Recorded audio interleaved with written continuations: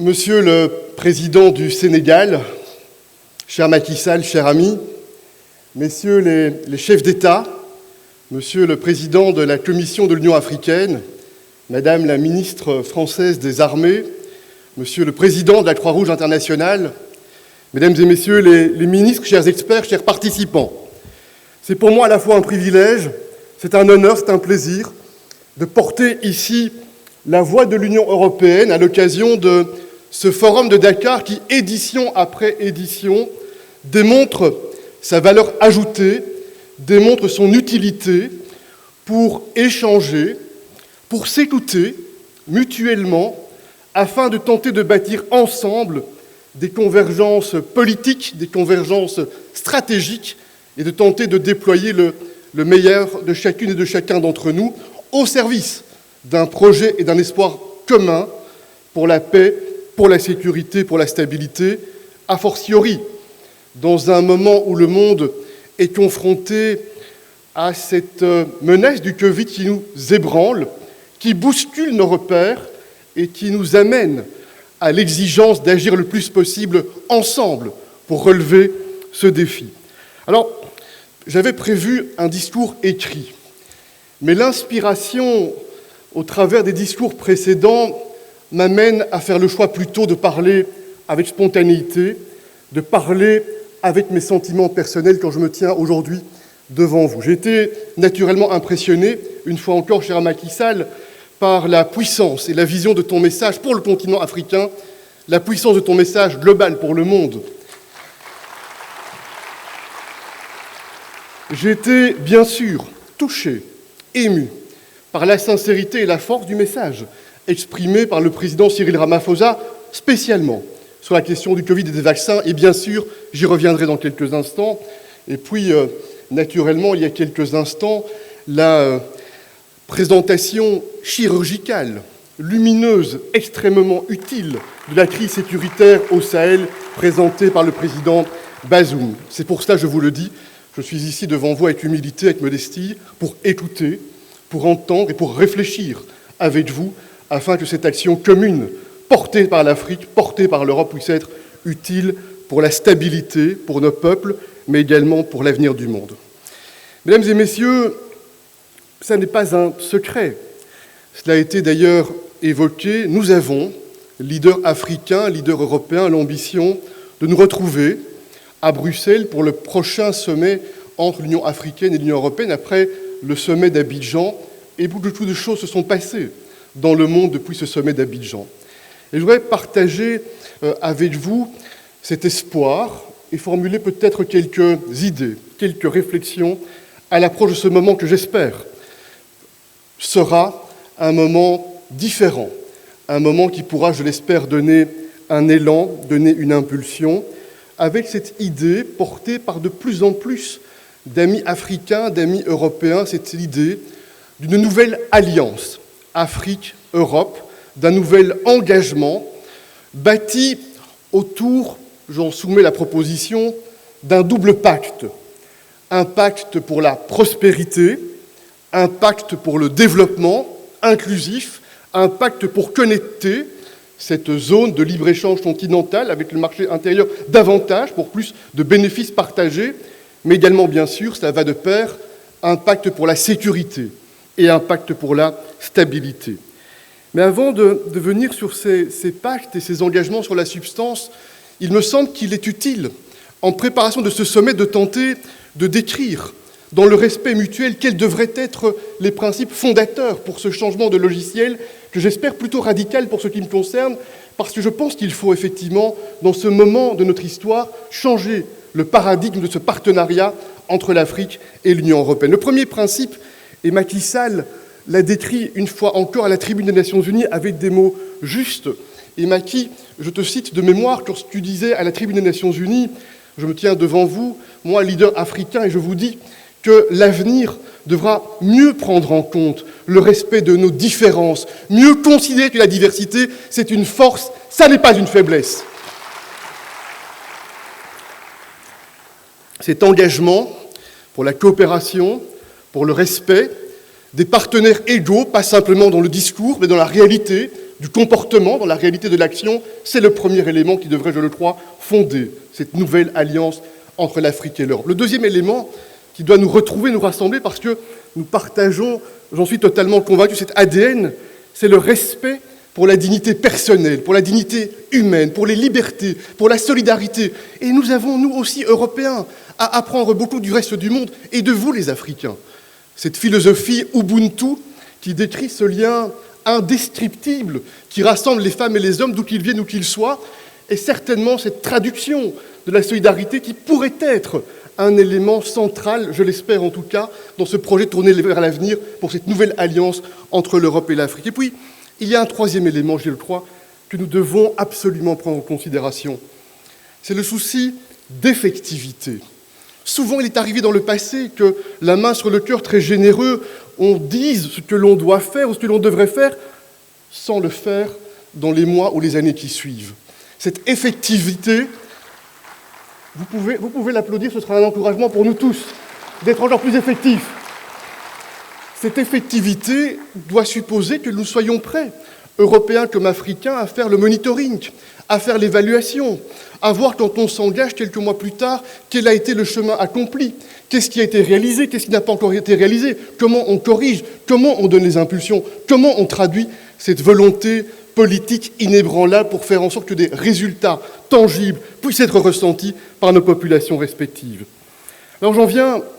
maintenant à ces deux pactes que je souhaite proposer pour animer nos discussions, pour animer nos échanges. D'abord, le partenariat entre l'Afrique et l'Europe suppose, je le crois, le partage et l'échange. Dans un moment, nous le voyons bien, où le monde est confronté à une double transition. Pendant des années, une partie du monde en tout cas a cru pouvoir développer, améliorer les cadres de vie en exploitant de manière extrême nos ressources naturelles. Et nous voyons bien, on était nombreux à être ensemble à la COP26, que ce modèle arrive à une limite et que l'on doit donc courageusement, dans la coopération internationale, se poser la question de la manière dont on va développer ce nouveau logiciel économique et social pour l'avenir. Et dans ce cadre-là, évidemment que l'on doit être effectif, pragmatique et concret, et envisager aussi les transitions qui vont être nécessaires afin de réussir à ce chacun, sans laisser personne au bord du chemin, puisse être pleinement part de cette société nouvelle qui prend en considération le changement climatique, non pas seulement comme un défi, mais comme une opportunité pour innover, comme une opportunité pour revoir des modèles de développement, des modèles de cohésion sociale. Et puis, il y a cette transition digitale qui amène, on le ressent bien, on en parlait dans la désinformation, on le voit bien avec ces nouvelles menaces hybrides, ces attaques qui peuvent déstabiliser alors que nous n'étions pas, jusqu'il y a quelques années, habitués à ce type de menaces. On voit bien aussi là que ce que l'on appelle le big data, les ressources digitales, seront probablement une des principales ressources économiques pour ce siècle et que la manière d'utiliser ces ressources doit nous mobiliser aussi pour ne pas commettre l'erreur qui a été commise dans le domaine climatique, c'est-à-dire pour ne pas abuser ces ressources digitales en niant la liberté, la vie privée, la liberté personnelle de chacun de nos citoyens. Là aussi, il y a, je le crois, un espace pour travailler ensemble, pour échanger, pour s'écouter, pour bâtir des espaces de confiance afin de créer les conditions pour cette capacité d'innovation, d'emploi, de prospérité, d'amélioration des conditions de vie. Et puis Macky Sall l'a parfaitement décrit, et j'ai eu l'occasion souvent, c'est un privilège que j'ai eu d'en parler avec vous, Monsieur le Président, la question du financement du développement va devoir être au cœur de nos débats. On va devoir, sans aucun tabou, regarder la capacité de mobiliser des moyens. C'est ce que l'on a commencé à faire depuis le mois de mai, et cette réunion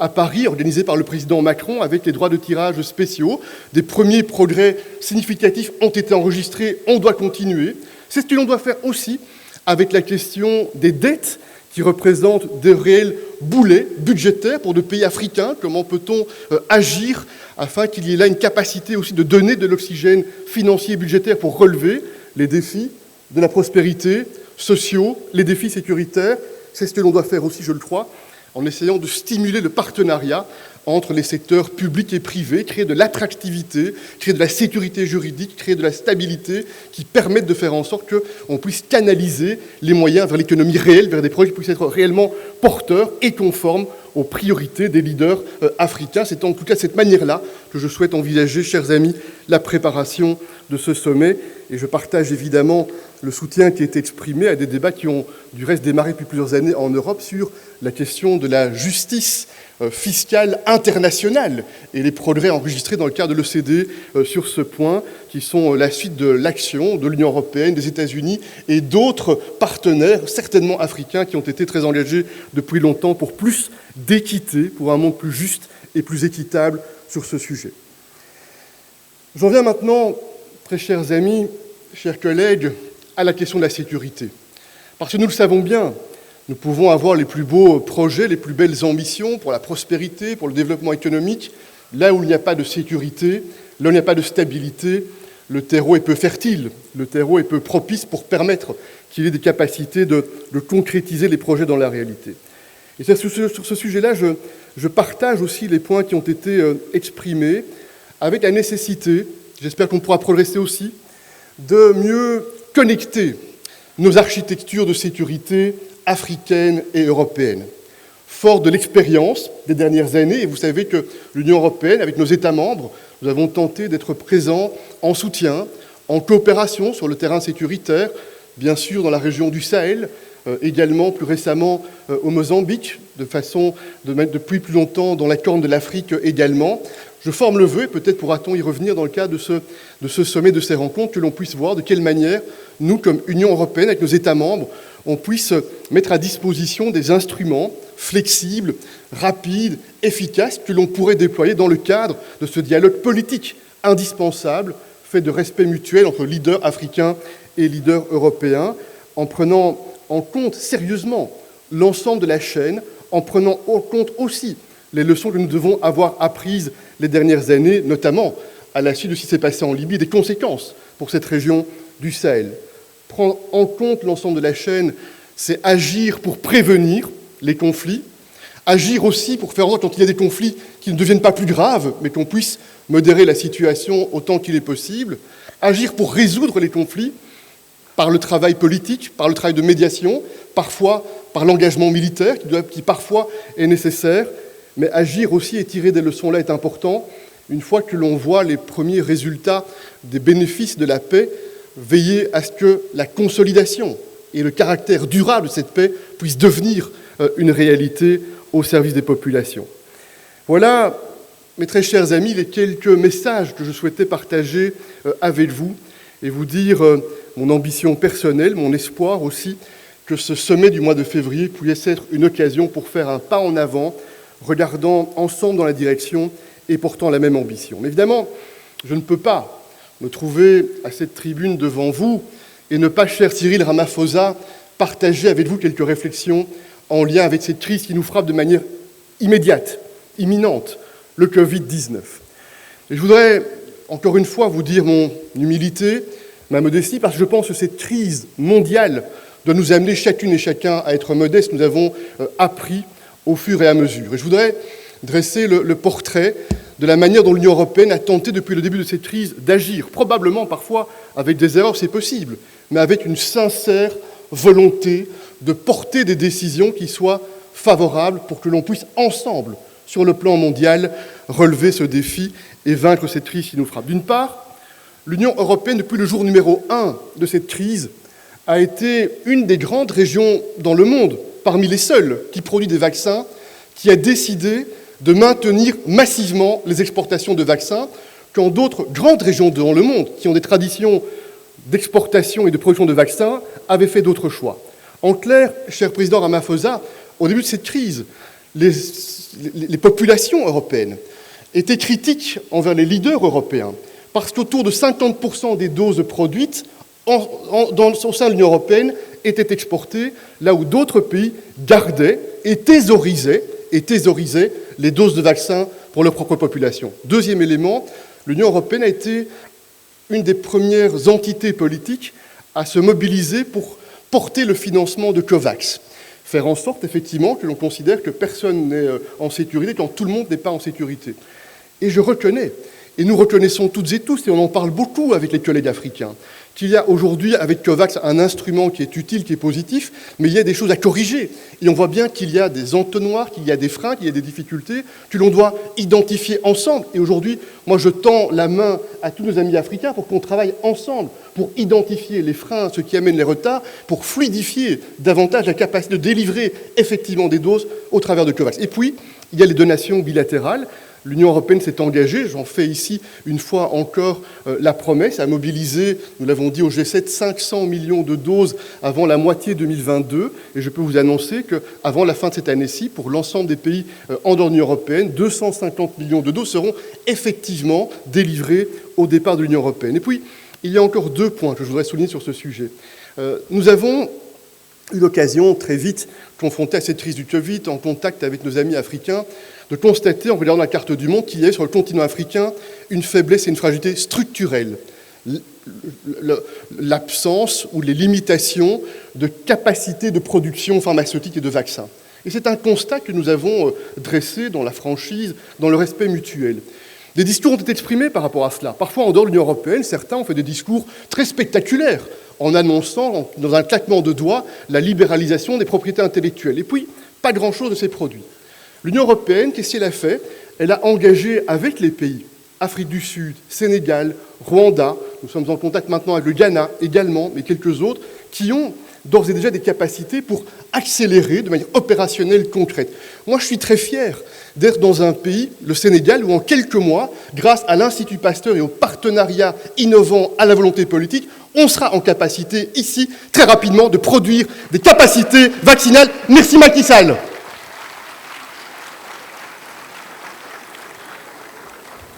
Et puis je voudrais enfin, sur ce sujet, remercier aussi les amis africains qui ont soutenu très rapidement une idée que j'avais eu le privilège de lancer il y a un peu moins d'1 an. Et c'est rare, sur le plan multilatéral et international, qu'en moins d'1 an, la proposition de négocier un traité pour prévenir les pandémies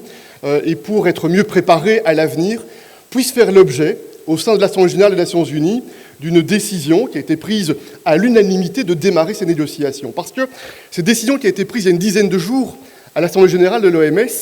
elle montre de manière éclatante, de manière extrêmement nette, à quel point, effectivement, les difficultés que l'on vit aujourd'hui, y compris les difficultés en termes de discrimination vaccinale que l'on doit corriger, les difficultés en termes de mobilité et les questions de transport qui ont été évoquées. Nous avons des tensions à l'intérieur de l'Union européenne sur ces sujets-là. Il y a des tensions entre les grandes régions dans le monde parce que beaucoup de grandes régions ont pris des décisions à différents moments dans la pandémie pour interdire ou bien réduire les capacités de transport. Moi, je forme le vœu que ce traité à l'avenir mette de l'ordre, mette de la méthode, mette de la science, mette de l'objectivité afin d'empêcher les discriminations à l'avenir sur ce sujet. Alors, mesdames et messieurs, je conclus, et vous me pardonnerez, je l'espère, d'avoir peut-être été un peu plus long que je ne l'avais souhaité initialement, en vous disant que je me tiens devant vous aujourd'hui avec une sincérité chevillée au cœur, avec un espoir, avec le souhait d'écouter, d'entendre, et avec le souhait que notre génération, africaine, européenne, qui porte une grande responsabilité pour dessiner le contour d'un monde meilleur, pour dessiner le contour de cet espace Afrique-Europe qui nous englobe et qui nous dépasse, soit à la hauteur du moment, soit à la hauteur de l'enjeu. Vous pouvez en tout cas compter sur ma détermination et la détermination de l'Union européenne. Je vous remercie.